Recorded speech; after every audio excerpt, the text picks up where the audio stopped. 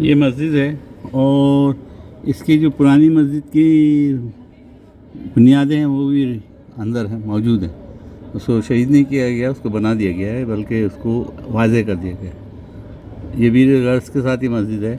इसकी हिस्ट्री क्या है देख के आपको बताऊंगा।